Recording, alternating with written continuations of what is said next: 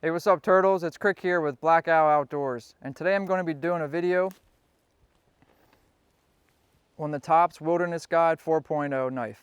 You can get this knife for right around $110 online.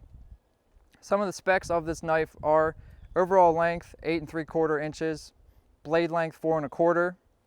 It's made out of 1095 steel, high carbon steel. It is covered, completely covered in a black coating. It features a clip point blade design with a very wide blade. The handle material is canvas micarta. Actually, I don't know if it's canvas. I'm not sure if it's canvas or linen, but it is micarta, which is a really great material. I like to see that on knives. I'm a fan of micarta. Being held to the knife, the handle scales with these brass hollow rivets. The knife weighs 6.5 ounces, so it's definitely more of a in line with the design for this knife. Intended use as sort of a bushcraft type, camp knife. 1/8 inch lends itself to that, be able to do some nice carving and slicing, but the weight reflects that, so definitely not a very heavy knife in the hand. There's very aggressive jimping on the spine right here, almost too aggressive for my liking. I can always take or leave jimping on a knife. It's a feature I don't look for when I'm looking for one. I really don't find it's necessary for me to put my hand up this much or my thumb, and if I do, I really don't need the jimping. But nonetheless, it is there. The scales themselves are completely 2D. There's no contouring or shaping of that. And as you can see, a very, very pronounced, defined, finger choil up here with this handle design, sort of tapering down into here to lend itself to another grip if you'd want to chop with this or swing this, but really not going to recommend it. There's not much weight to it, and it's really going to be a waste of energy in my opinion. But nonetheless, I really like the handle design. Some of you that might have bigger hands might feel a little bit more comfortably in the hand, but as I was doing some tasks with this, for me personally, if I'm going to be using a knife in this manner, doing some feather staking, batoning, not so much, but or carving in that light, I really like a thicker handle, because in my experience, when you have a thinner handle like this, that it just takes a lot more energy to actually grip the knife in the hand, as opposed to if this was thicker, it would just fit in the hand more naturally. My hand can sort of surround it easier. Because it is thin, I really have to tense my hand up to keep this knife securely in me. Now, this pronounced finger choil helps keep the knife secure in the hand, but for me personally, if I could improve upon this, definitely would be contoured. One more gripe that I have with this knife is, one, it's coated. And I understand why certain blades are coated. I personally do not prefer this size of knife built for this task to be coated. One, because it's taken away a feature of actually having a squared spine, which has many uses. One, striking a ferro rod, shaving tinder, and two, not being able to hit this with a hard lithic material to create sparks to potentially ignite a tinder source. Because of these brass rivets, there's no screws in here. It's not just as easy as taking these scales off, taking this coating off, putting it back together. Now, yes, I could just spray here and tape this up just to get on the blade, but for a bushcrafting knife, for me personally, I don't want it ever coated. And the coating is going to wear off. As I was doing some cuts with this, I could just tell it shouldn't cut. It didn't cut as efficient as it could if this coating was not on this bevel. Now, it was kind of taking me a little bit of energy to find exactly what this blade grind is. There's definitely a big bevel here. My finger's tracing the beginning of it here, which goes down to this other exposed bevel. I don't think it's a full Scandi. I want to say, it's modified or a saber grind. But honestly, for carving purposes, this coating just needs to go, in my opinion. But nonetheless, I really like this knife. It did well batoning wood. Made it a little bit difficult depending on the size of the wood with this clip point coming down as such when I was batoning. It made it a little bit challenging, instead of having coming straight out and sort of keeping this spine parallel to transfer my energy and get a nice point for the baton to catch.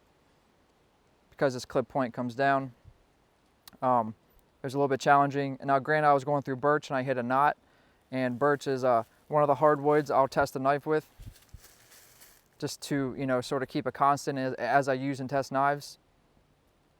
And it did okay with that. Feather sticking again, I could tell just by trying to keep finesse with this. I didn't really like the way this was being controlled in my hand because of the thin handle I mentioned before in this coating. I just don't like it for already said reasons. But I like the look of the knife. I like the design with a few modifications. I think this could be a really, really great camp and bushcrafting knife. Again, coming back to this clip point, trying to put, say, a divot in a bearing block for a spindle. I personally do not like the way this is designed for that. I mean, it's a clip point. That's just the nature of the ergonomics or the design features, but it really isn't that great as opposed to, I compared it with my Mora, just messing around, and the Mora was much more efficient and easier to control, making a divot like that in a hardwood for a bearing block. Now this does come with a pretty nice sheath. Fits in there actually. There is the plastic insert in the nylon sheath is actually molded. I have a sharpener in the way right now, but as you can see, as this drops into the plastic, it actually goes down, and the handle is actually traveling down into the slightly molded plastic insert, which is nice. It's not friction held, but it's just a nice little feature. And then we have a retention strap here with hook and loop. Not a fan of hook and loop. Not a fan at all. But overall, it's a nice sheath. In this pocket right here, large enough to accommodate this easy lap sharpener I have. Done a video on that. I'm going to actually take the sheath off of my belt now.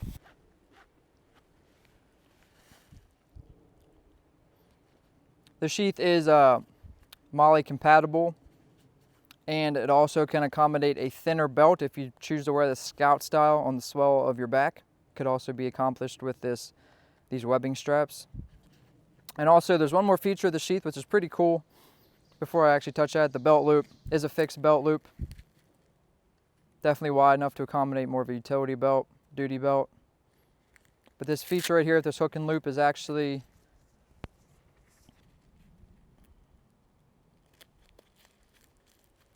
accommodates this removable cover, which is actually pretty nice, and I have yet to see this on any of the knives I've bought and or have had the chance to use, which would be cool walking through brush because of this hook and loop retention strap, which will not take any force for this to pop out. Go against some brush, hit a branch, whatever. The knife still has some security within that molded plastic, like I said, but it's just cool to have this nice little extra feature, whether you want it on your knife or not. But all in all, it's a very nice quality sheath with some 550 cord coming with it to be able to secure it to the leg or the thigh as it's being worn on the hip. Yeah, nice sheath. So all in all, my impressions of this knife, I really like the designs because of the handle and how specific it is. I feel like it's going to be either comfortable for some or not comfortable for others. And it's just because it's so defined in its shape, depending on your hand size, it's going to be, hit or miss, and that's for you to decide. Now I have medium hands. I feel like if I had a little bit larger hands, it would fit just a little bit more comfortably with the choil. But then again, because of the thinness of the handle, it might still, or it might not be that actual comfortable to use for an extended period of time. I really like the design of this knife, but as I started using it a little bit more, and trying to get the control of it, I just felt like I had to grip way too much and use too much energy because of how thin the handle was. And that's just, wasted energy. I shouldn't have to be gripping a knife that hard, which would create hot spots, and it just creates more energy of mine to do certain tasks. But I really wanted to like this knife a whole bunch as it's being used in the field because I love the design, I love the look of it, but I'm just not completely in love with as it is now. Maybe removing the coating will make it cut a little bit better. With the handles, I mean, they're stuck the way they are. That's just the reality of the way the knife was designed. But nonetheless, could be a very nice knife depending on your preference of knives and your hand size and all of that being said. If you have any experience with this knife, you've used it, please let me know what you think about it. If you share any of my impressions with this knife, let me know. Any questions about this knife, please let me know, leave a comment. This is Krik signing out with Black Outdoors. Later, turtles.